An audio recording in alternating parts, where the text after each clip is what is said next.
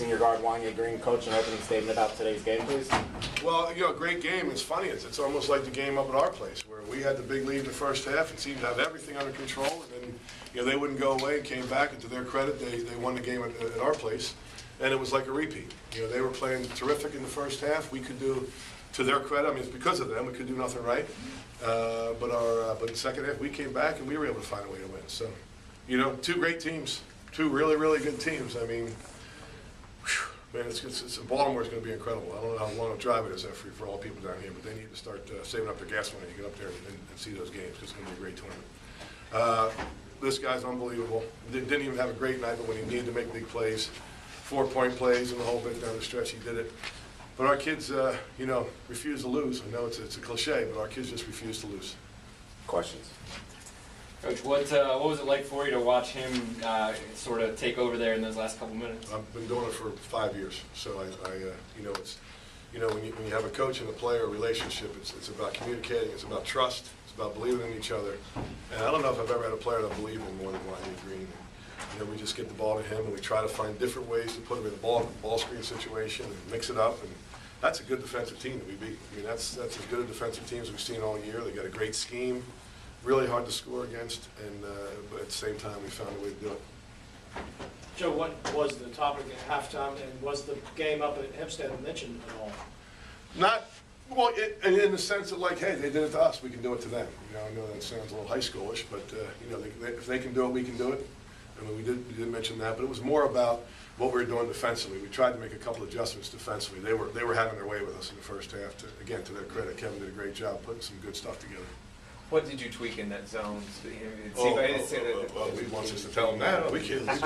But as far as, was it easy to switch the players around? What's that? Was it easy to switch? You had Bernardi up at top for a good while, and then Amin for a little bit. We try to have all of our guys be interchangeable. So Juan'ya and Brian, doesn't matter where they are. We'll put Amin and Denton up top too sometimes too. It's pretty clear. We basically play a zone the whole game, but we try to change it, according to the scout report. At what point did you feel like the ball's going to go in the basket at some point? You didn't shoot a whole lot until the last 4 minutes. I just, had confidence in myself, and my teammates kept telling me, just make a play for us, and we're going to rely on you, and that's what I did. What did you draw up there? Trying to get it in there, and what last play inbounds coming in there? Yeah, we ran an inbounds play that we run before, but but really at the end of the day, it's all about trying to get Juan'ya, get number one that ball, and see if he can make a play. And Juan'ya, what are those last seconds like for you when they get it and they're tipping it? And, they got all the balls up there a long time. It's frightening, but you just gotta wait it out and try to get a stop as much as possible. And I just try to make him take a tough shot. Last game at our place, he took a tough shot, so I just try to do the same and hopefully he missed, and he did. He's made a share, though. I mean, he's a terrific player. I got a great team, 2 good teams. Say 6 teams are really gonna. Well, who knows? Maybe it's more than 6. How do you look at Saturday? I mean, now you guys are tied and a little bit of scoreboard watching. Yeah, I don't know. Yeah, it's the fun part. I don't hear any scores yet for tonight, but all we're worried about is ourselves. It's what we've been doing all along.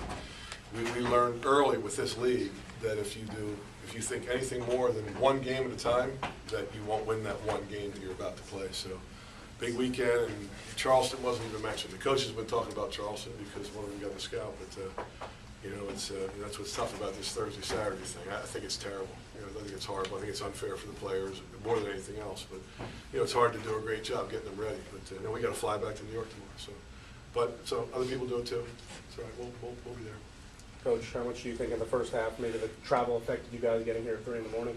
If I say the travel affected us, it would be like taking something away from them. But we did get here at 3 o'clock in the morning after sitting in the airport for 8 hours, and then 2-hour bus ride from Raleigh, and then no bags and all that stuff. So Juan'ya wanted to borrow my toothbrush. I didn't have one. So, but it's more about what they did. I mean, our guys, they slept in the airport, they slept in the bus, and we slept this morning. It's more about what they did in the first half. They were terrific.